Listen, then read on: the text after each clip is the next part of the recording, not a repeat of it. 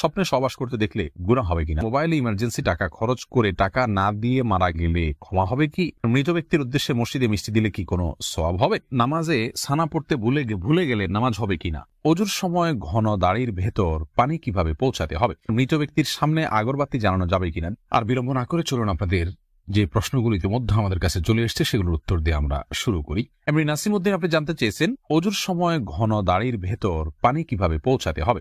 দেখুন, পানি এভাবে কোষ করে ধরে আপনি যেভাবে ভিজিয়ে রাখেন তাহলে সেক্ষেত্রে যত ঘন দাড়ি হোক না কেন গোড়ায় চলে যাবে। মোশাররফ হোসেন জানতে চেয়েছেন নামাজে সানা পড়তে ভুলে গেলে নামাজ হবে কিনা? হ্যাঁ ভাই, নামাজ হয়ে যাবে, কারণ সানা পড়া এটা নামাজের জন্য ফরজ বা ওয়াজিব নয়। ফরজ বা ওয়াজিব নয় এমন কোনো কিছু ছুটে গেলে নামাজ হয়ে যাবে, কোনো অসুবিধা নেই। নুসরাত জাহান ইমু আপনি জানতে চেয়েছেন মৃত ব্যক্তির সামনে আগরবাতি জ্বালানো যাবে কিনা? দেখুন, আগরবাতি মূলত জ্বালানোর নির্দেশ হলো সুঘ্রাণের জন্য। অতএব মৃত ব্যক্তিকে রেখেছেন, তার দেহ থেকে কোনো দুর্গন্ধ আসতে পারে, সেই জায়গা থেকে আপনি সুঘ্রাণ যুক্ত কোনো কিছু ব্যবহার করতেই পারেন, আগরবাতি জ্বালাতেই পারেন।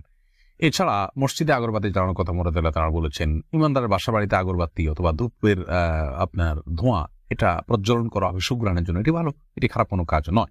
তবে মৃত ব্যক্তির জন্য করতেই হবে এমন কোনো বিষয় নয়। এমডি শাফি জানতেছেন মোবাইলে ইমার্জেন্সি টাকা খরচ করে টাকা না দিয়ে মারা গেলে ক্ষমা হবে কি? না ভাই, এটা গুনাহের কারণ। এজন্যই ইমার্জেন্সি ব্যালেন্স নিলে খুব দ্রুত সেটা পরিশোধ করার চেষ্টা করে ফেলা উচিত। আর সেই সাথে তার আত্মীয় স্বজন যারা আছেন তারা পরবর্তীতে তার দেনা পাওনা পরিশোধের ক্ষেত্রে তাদের খেয়াল করা উচিত। এটা হতেই পারে মানুষের দ্বারা, যদি এরকম হয় তাহলে সেক্ষেত্রে তাদেরকে ওসিয়ত করে যাওয়া উচিত যে আমার দেনা পাওনাগুলো হয়তো সাবধান থাকবে, তারা তাদের পক্ষ থেকে আদায় করলে ইনশাআল্লাহ তিনি দায়মুক্ত হয়ে যাবে না। নাহিদ নোমান জানতে চেয়েছেন কোন কাজ করলে পরিবারে অশান্তি দূর হবে ও আর্থিক সচ্ছলতা ফিরবে? ভাই নাহিদ, এর জন্য আপনাকে আমি পরামর্শ দেব দুটি কাজ সবচেয়ে গুরুত্বের সাথে করার। এক হলো দুরূদ শরীফ, আর একটা হলো ইস্তেগফার। এই দুটি জিনিস আপনি বেশি বেশি করে পাঠ করবেন। রাসূল আকরাম সাল্লাল্লাহু আলাইহি ওয়াসাল্লামের হাদিস থেকে বোঝা যায় দুরূদ এটা বেশি বেশি করে পাঠ করলে মানুষের বিপদ আপদ দূর হয়, পেরেশানি থেকে আল্লাহ তাআলা মুক্তি নসিব করেন। ইস্তেগফার ক্ষেত্রে আল্লাহ তাআলা বলেছেন সূরা নূহের মধ্যে, ফাকুলতু ইস্তাগফিরু রাব্বাকুম ইন্নাহু কানা গাফফারা ইউরসিলিস সামা আলাইকুম মিদরারা ওয়া ইউমদিদুকুম বিআমওয়ালিন ওয়া বানিন ওয়া ইয়াজআল লাকুম জান্নাতিন ওয়া ইয়াজআল লাকুম আনহারা। আয়াতগুলোর আলোকে অনেক মুফাসসিরিন ইকরাম, অনেক উলামা ইকরাম বলেছেন যে ইস্তেগফার বেশি বেশি করলে আল্লাহ তাআলা রিজিক বৃদ্ধি করেন এবং মানুষের রিজিকের অনটন দূর করেন। অতএব এই দুটি আপনি নিয়মিত করবেন, সেই সাথে আপনি খুব সিরিয়াসনেসের সাথে হালাল উপার্জনের জন্য চেষ্টা করে যাবেন, আল্লাহ তাআলা আপনার সমস্যাকে দূর করে দিন। এরপরে বোন সাদিয়া ইসলাম জানতেছেন লোকমুখে শুনেছি জীবদ্দশায় 1 কেজি সুরমা লাগালে সে জান্নাতি, এটা কি সঠিক? না বোন, এরকম কোনো কথা নেই যে 1 কেজি পরিমাণ সুরমা লাগালে সে জান্নাতি হবে। তবে হ্যাঁ, মৌলিকভাবে সুরমা লাগানো রাসূল আকরাম সাল্লাল্লাহু আলাইহি ওয়াসাল্লামের সুন্নাহ এবং সে বিষয়ে নবী সাল্লাল্লাহু আলাইহি ওয়াসাল্লামের সুস্পষ্ট নির্দেশনা রয়েছে। আমরা সুরমা লাগাবো আমাদের সাধ্য অনুযায়ী, তবে 1 কেজি পরিমাণ লাগাতে হবে এমন কোনো কথা নেই, এটি মন গড়া কথা। এমনি মামুন হোসেন জানতে চেয়েছেন মৃত ব্যক্তির উদ্দেশ্যে মসজিদে মিষ্টি দিলে কি কোনো সওয়াব হবে? দেখুন, মৃত ব্যক্তির পক্ষ থেকে আপনি গরিব দুঃখীকে খাবার দিতে পারেন, কোনো অসুবিধা নেই। দিনক্ষণ ঠিক না করে এমনিতে গরিব দুঃখীকে খাবার দিলেন। মসজিদে বিশেষভাবে খাবার দিতে এমন কোনো কথা নেই। গরিব দুঃখীকে খাবারটা আপনি বাইরেও দিতে পারেন, তাদের বাসা পৌঁছে দিতে পারেন। মসজিদ থেকে মসজিদের সাধারণ মুসল্লিরা আছে তাদেরকে আপনি দান করতে পারেন মৃত ব্যক্তিকে সওয়াবের উদ্দেশ্যে, সেটিও হতে পারে। কিন্তু এটিকে আমাদের দেশে যেরকম সিস্টেম বানিয়ে নিয়েছে এমন মানুষ, যে কেউ মারা গেলে মসজিদে মিষ্টি পাঠানো, জিলাপি পাঠানো, মুসল্লিদেরকে খাওয়ানোর জন্য, এরকম কোনো নির্দেশ, আলাদা পার্টিকুলার নির্দেশ ইসলামে দেওয়া হয়নি। তবে হ্যাঁ, গরিবের পক্ষ, এই মৃত ব্যক্তির পক্ষ থেকে আমরা সাদাকা করতে পারি, তারই অংশ হিসাবে খাদ্যদান হতে পারে। সেটি গরিব অসহায় মানুষকে প্রাধান্য দিয়ে দেওয়া উচিত। মসজিদে না দিয়ে আপনি সেটি যদি বস্তিতে দেন, গরিব মানুষের বাসা বাড়িতে দেন, সেটি আরো বেশি সওয়াবের কারণ হবে ইনশাআল্লাহ। শাহাদাত হোসেন সবুজ আপনি জানতে চেয়েছেন স্ত্রীকে গর্ভবতী অবস্থায় সহবাস করা যাবে কিনা?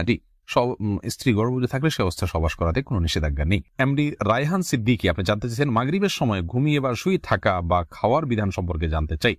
দেখুন ভাই রায়হান, মাগরিবের পরে এশার আগে শোয়ার ব্যাপারে হাদিসে নিষেধাজ্ঞা রয়েছে। নবী সাল্লাল্লাহু আলাইহি ওয়াসাল্লাম অপছন্দ করতেন এই সময় শোয়াটাকে, যার কারণে মাগরিবের পরে শোয়া উচিত নয়। তবে যদি কেউ অসুস্থ থাকেন, শরীরে ক্লান্তি থাকে, তিনি শুয়ে আছেন ক্লান্তির কারণে, সেটি ভিন্ন বিষয়। কিন্তু সাধারণ অবস্থাতে এই সময় ঘুমানো নিষেধ, কারণ এই সময় ঘুমাইলে আপনার এশার সালাত তরক হয়ে যেতে পারে। তাছাড়া সকাল এবং সন্ধ্যার সময়গুলো আল্লাহকে স্মরণ করার সময়, জিকিরের সময় জন্য এই সময় ঘুমিয়ে কাটাবেন না। শুধু সামান্য একটু শুয়ে থাকা এটা ভিন্ন বিষয়, এটা ইনশাআল্লাহ নিষেধাজ্ঞার আওতায় পড়বে না। ফাতেমা বেগম জানাচ্ছেন গরুর গোবর কি নাপাক? বোন, গরুর গোবরের পাক নাপাক অনেক দুটি মত রয়েছে সৌদি আরব স্কলারদের। অনেকে মনে করেন যে সমস্ত পশুর খাদ্য গোশত খাওয়া হালাল, সেগুলোর পেশাব পায়খানা নাপাক নয়। তবে এর চাইতে অধিক শক্তিশালী হলো এক্ষেত্রে ইমাম আবু হানিফা রাহমাতুল্লাহর মত যে এগুলো নাপাক। অতএব সেই হিসাবে গরুর গোবরকে আমরা নাপাক বলবো। আফনান লিজ আপনি জানতে চেয়েছেন আমার ছেলের রোগ মুক্তির জন্য আমি কি দোয়া করব। আপনি মা হিসেবে তার জন্য আল্লাহর কাছে সাধারণভাবে দোয়া করবেন, দোয়া কবুলের জায়গাগুলোতে সময়গুলোতে দোয়া করবেন, ইস্তেগফার, দুরুদ এবং দোয়া ইউনুস, লা ইলাহা ইল্লা আনতা সুবহানাকা ইন্নী কুনতু মিনাজ জালিমিন এবং ইয়া যাল জালালি ওয়াল ইকরাম এগুলো পাঠ করে এবং আল্লাহর নাম ডেকে ডেকে, এটা ইসমে আজম আল্লাহ, হে আল্লাহ এভাবে ডেকে ডেকে আল্লাহর কৃতজ্ঞতা স্বীকার করে আল্লাহর কাছে দোয়া করবেন। ইনশাআল্লাহ আপনি কায়মন অবাক্কারি দোয়া করলে মায়ের দোয়া সন্তানের জন্য আল্লাহ তাআলা কবুল করবেন। যদি আপনার দোয়া আপনি কবুল হতে না দেখেন তাহলে বিচলিত হবেন না, সবর করবেন, আল্লাহ তাআলা সেখানে আপনার জন্য কোনো কল্যাণ অবশ্যই নিহিত রেখেছেন। এমডি সোহাগ খান জানতেছেন একা নামাজে একামত দেওয়া জরুরি কিনা। জি ভাই, একা নামাজ পড়লেও আপনি যখন একাকী ফরজ নামাজ আদায় করবেন, একামত দিয়ে নামাজ পড়বেন, এই উদ্দেশ্যে কেউ চাইলে আপনার সঙ্গে এসে যোগ দিতে পারে জামাতে। আমরা কিন্তু এটা অনেকেই জানি না। কেউ যদি নামাজ শুরু করে দেন একা একা, তিনি যদি জোরে জোরে তাকবীর বলেন ইমামতের নিয়তে, পরবর্তীতে কেউ এসে তাকে টাচ করে তার পাশে দাঁড়িয়ে জামাতে শামিল হয়ে যেতে পারে, যে কোনো পর্যায়ে, যে কোনো মাঝামাঝি পর্যায়ে এসেও শামিল হয়ে যেতে পারে। তাহলে সেক্ষেত্রে তারা উভয় জামাতে সালাত আদায় করার সওয়াব পেয়ে গেলেন। সুজন মুখতার আপনি জানতে চেয়েছেন ইউটিউব চ্যানেলে স্বপ্নে সহবাস করতে দেখলে গুনাহ হবে কিনা। না, এর কারণে কোনো গুনাহ হবে না, কারণ এটি বান্দার ইচ্ছার দিন কোনো বিষয় নয়, বান্দার ইচ্ছাধীন বিষয় নয়, এমন বিষয়ের জন্য আল্লাহ তাআলা বান্দাকে পাকড়াও করবেন না।